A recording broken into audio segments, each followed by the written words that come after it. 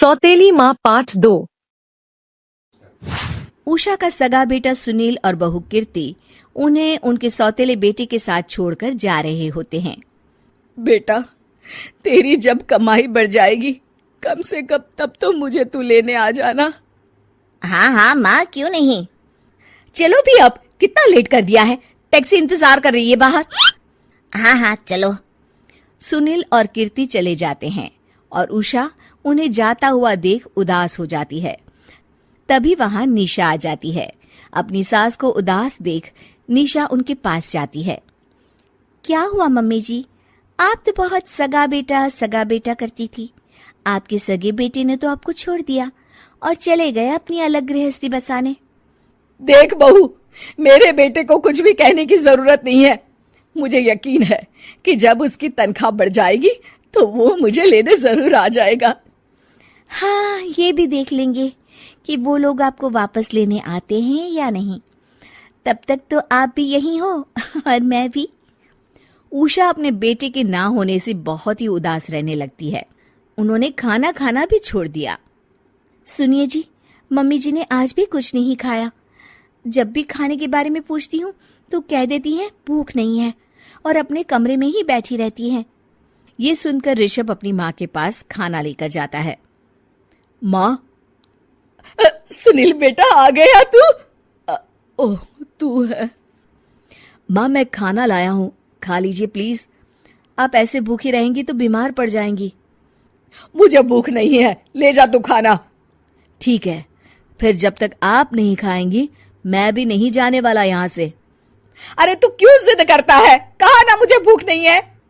अरे मम्मी जी, आप खा भी लीजिए ना, ये कितने प्यार से आपको खिला रहे हैं, उसकी तो कदर कर लीजिए कम से कम। अरे तू क्यों बीच में हमेशा अपनी टांग अड़ाती है? ठीक है, लाओ दे दो। कम से कम खाने के बाद तुम दोनों तो इस कमरे से जाओगे। उषा खाना खा लेती है और ऋषभ और निशा ये देखकर खुश हो जाते हैं। चलो, कम से कम माँ ने खाना तो खा लिया। उषा एक दिन सुनील को फोन मिलाती है।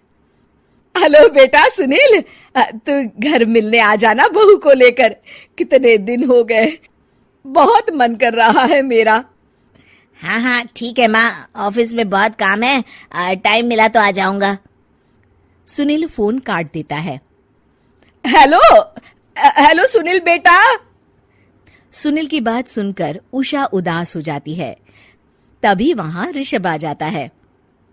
माँ, ये देखो, मैं जलेबी लाया हूं तुम्हारे लिए, तुम्हें बहुत पसंद है ना? उषा जलेबी देखकर बहुत खुश हो जाती है। अरे वाह, जलेबी ला दे। उषा जलेबियां खा रही होती है और ऋषभ अपने कमरे में चला जाता है। देखा मम्मी जी, आपका ये कितना ख्याल रखते हैं, और प्यार सगे और सौतेले से नहीं आंका जा सकता। आपको उदास देखकर ये आपके लिए तुरंत जलेबी ले आए, यही तो प्यार होता है। ये कहकर निशा वहां से चली जाती है और उषा सोचने लगती है, शायद तू ठीक कह रही है बहू। उषा देखती है कि ऋषभ उसका बहुत ख्याल रखता है और उसे उसकी गलती का एहसास होने लगता है। एक दिन सुनील और कीर्ति घर पर आते हैं। उषा उन्हें देखकर खुश हो जाती है। और माँ, कैसी हो? अरे बहुत अच्छी हूँ। ऋषभ और बहू मेरा बहुत ख्याल रखते हैं। वैसे मुझे नहीं लगा था कि तू आएगा बहू के साथ। क्यों, ऐसा क्यों लगा आपको माँ? बेटा, फोन पर तूने कहा था कि तुझे बहुत काम है। हाँ माँ, पर मुझे ये भी तो पता था ना कि मेरी माँ इंतजार कर रही होगी मेरा। ना बेटा ना, मैं तो इंतजार नहीं कर रही थी, मैंने तो उम्मीद ही छोड़ दी थी। सुनील को ये देखकर अजीब लग रहा होता है कि उसकी माँ ऋषभ से अब बहुत अच्छे से बात कर रही होती है और उसके आने की उनको कोई खास खुशी भी नहीं होती है।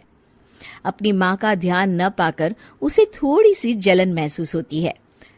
माँ, ये देखो मैं क्या लाया हूँ, साड़ी तुम्हारे लिए। हाँ बेटा, अच्छी है साड़ी तो।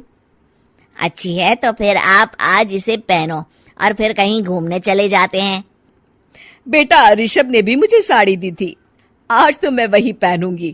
तेरी दी हुई साड़ी फिर कभी पहन लूंगी। सुनील को अब बहुत ही ज्यादा जलन हो रही होती है। उसे समझ नहीं आता कि अपनी माँ का ध्यान फिर से कैसे वो अपनी तरफ खींचे। रात हो जाती है और उनके जाने का वक्त आ जाता है। माँ चलो अपना सामान बांधो और हमारे साथ चलो। कीर्ति ये सुनकर चौंक जाती है। ये क्या कह रहे हैं आप? हम सासू माँ को लेने थोड़ी ना आए थे। अरे तुम चुप हो जाओ। माँ चलो जाओ, अपना सामान बांध लो। आप मेरे साथ आ रही हो, मैंने कह दिया तो कह दिया। अरे पर बेटा, तेरी तो तनख्वाह कम है, मैं तुझ पर बोझ नहीं बनना चाहती। अरे मुझ पर बोझ नहीं हो माँ, बस आप चलो ना, मैं लेकर ही जाऊंगा आपको। नहीं बेटा, अब मैं नहीं आना चाहती। मैं तो अब ऋषभ और बहू के साथ ही रहूंगी। ये सुनकर ऋषभ चौंक जाता है। ये क्या कह रही हो माँ? हाँ बेटा, मैं कहीं नहीं जाने वाली अब। माँ अब सच में नहीं जा रही? नहीं बेटा, मैं तो तेरे पास ही रहूंगी अब, और जो प्यार मैं तुझे नहीं दे पाई वो सब दूंगी बेटा। ऋषभ और उसकी माँ गले मिलते हैं और निशा खुश हो जाती है। अगर आपको ये कहानी पसंद आई तो इसे शेयर जरूर करें और हमारे चैनल को सब्सक्राइब करें और बेल आइकॉन को जरूर दबाएं ताकि आपको ऐसे वीडियो का नोटिफिकेशन मिलता रहे।